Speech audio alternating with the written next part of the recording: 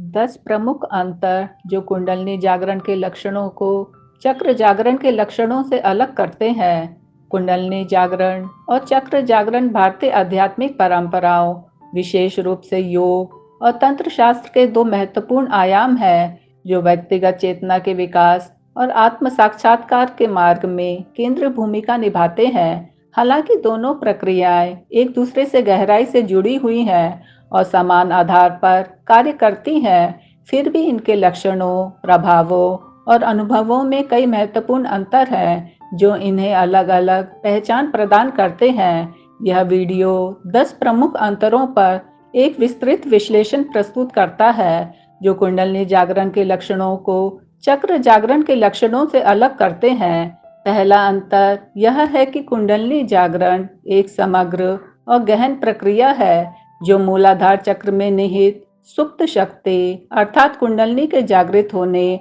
और सहस्त्रार चक्र तक उसकी प्रगति को संदर्भित करता है, जबकि चक्र जागरण व्यक्तिगत चक्रों के क्रमिक सक्रियकरण को दर्शाता है, जो विशिष्ट मनोआध्यात्मिक गुणों और ऊर्जा केंद्रों से संबंधित होता है। कुंडलिनी जागरण के लक्षण अक्सर तीव्र, अप्रत्याशित और समग्र होते हैं, जैसे कि शरीर में विद्युत सी सनसनाहट, गहन भावनात्मक उतार चढ़ाव और चेतना की विस्तारित अवस्थाएं, जबकि चक्र जागरण के लक्षण अधिक स्थानीयकृत और चरणबद्ध होते हैं, जैसे कि मूलाधार चक्र के जागरण में स्थिरता और भौतिक ऊर्जा की अनुभूति, या हृदय चक्र के जागरण में करुणा और प्रेम की गहन भावना। दूसरा अंतर यह है कि कुंडलिनी जागरण एक सहज प्रक्रिया हो सकती है, जो बिना किसी औपचारिक अभ्यास के, जैसे कि ध्यान, प्राणायाम या मंत्र जप के भीतर भी घटित हो सकती है,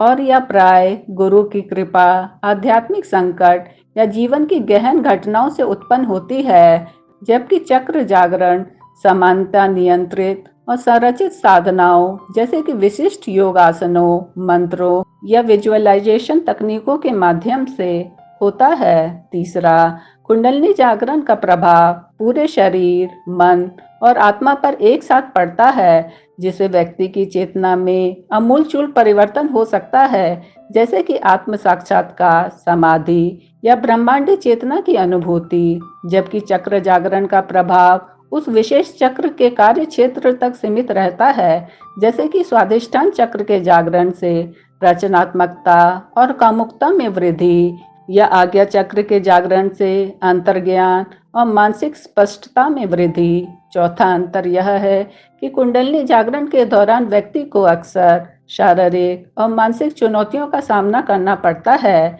जैसे कि तीव्र गर्मी या ठंड की अनुभूति, अनियंत्रित कंपन, नींद में व्यवधान या भावनात्मक अस्थिरता, जो कुंडलिनी ऊर्जा के अनियंत्रित प्रवाह के कारण हो सकते हैं। जबकि चक्र जागरण के लक्षण सामान्यतः अधिक संतुलित और मैनेज करने वाले होते हैं, क्योंकि वे विशिष्ट ऊर्जा केंद्रों के क्रमिक एक्टिवेशन से संबंधित होते हैं। पांचवा, कुंडलिनी जागरण का अनुभव अक्सर अलौकिक और रहस्यमयी होता है, जिसमें व्यक्ति को दैवीय दर्शन, आंतरिक ध्वनियाँ या प्रकाश के अनुभव हो सकते हैं, जो उसकी आध्यात्मिक यात्रा को गहराई प्रदान करते हैं। जबकि चक्र जागरण के अनुभव अधिक कार्यात्मक और मनोवैज्ञानिक होते हैं, जैसे कि मणिपुर चक्र के जागरण से आत्मविश्वास और नेतृत्व क्षमता में वृद्धि। छठा अंतर यह है कि कुंडलिनी जागरण एक दीर्घकालिक और अपरिवर्तनीय प्रक्रिया हो सकती है,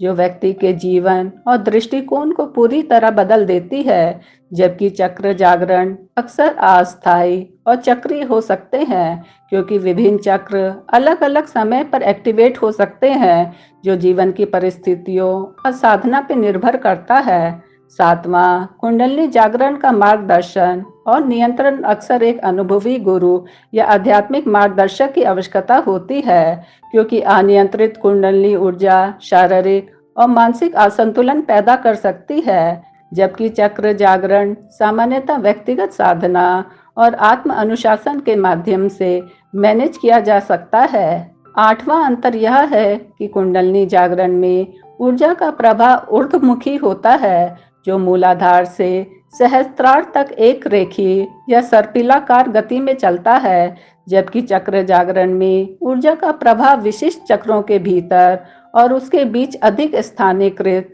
और बहुदिशात्मक हो सकता है। नवा कुंडली जागरण का लक्ष्य चेतना का पूर्ण एकीकरण और आत्म साक्षात्कार है, जो व्यक्ति को संसार और आत्मा के बीच संतुलन स्थापित करने में सक्षम बनाता है, जबकि चक्र जागरण का लक्ष्य विशिष्ट मनोआध्यात्मिक गुणों का विकास करना है, जो व्यक्ति के जीवन के विभिन्न पहलुओं जैसे स्वास्थ्य, रचनात्मकता या बुद्धिमत्ता को बढ़ावा देता है। 10वां और अंतिम अंतर यह है कि कुंडलिनी जागरण की प्रक्रिया और उसके लक्षण अक्सर व्यक्तिगत और अद्वितीय होते हैं, जो प्रत्येक साधक के शारीरिक, मानसिक और आध्यात्मिक संरचना पर निर्भर करते हैं, जबकि चक्र जागरण के लक्षण अधिक सामान्यीकृत होते हैं और शास्त्रों में वर्णित होते हैं, जैसे कि विशुद्धि चक्र के जागरण से कम्युनिकेशन स्किल और अभिव्यक्ति में वृद्धि। इन अंतरों को समझना न केवल साधकों के लिए महत्वपूर्ण है, बल्कि यह आध्यात्मिक और मनोवैज्ञानिक अनुसंधान के क्षेत्र में भी गहरा योगदान देता है, क्योंकि यह हमें मानव चेतना की जटिलता और उसके विकास के विभिन्न आयामों को समझने में मदद करता है। कुंडलिनी जागरण और चक्र जागरण हालांकि परस्पर संबद्ध है, फिर भी उनकी प्रकृति, प्रभाव और अनुभव में यह अंतर उन्हें एक दूसरे से विशिष्ट बनाते हैं। इस प्रकार यह विश्लेषण इन दोनों प्रक्रियाओं के बीच की सूक्ष्म भिन्नताओं को स्पष्ट करता है, बल्कि योग और तंत्र की गहन परंपराओं की गहरी समझ को भी प्रोत्साहित करता है, जो मानव जीवन को समृद्ध और सार्थक बनाने की क्षमता रखती है। इस संदर्भ में यह आवश्यक है कि साधक अपनी आध्यात्मिक यात्रा में इन अंतरों को ध्यान में रखे और उपयुक्त मार्गदर्शन के साथ अपनी साधना को आगे बढ़ाए, ताकि वे इन शक्तिशाली प्रक्रियाओं के लाभों को पूर्ण रूप से प्राप्त कर सके और संभावित चुनौतियों का सामना करने के लिए तैयार रहे।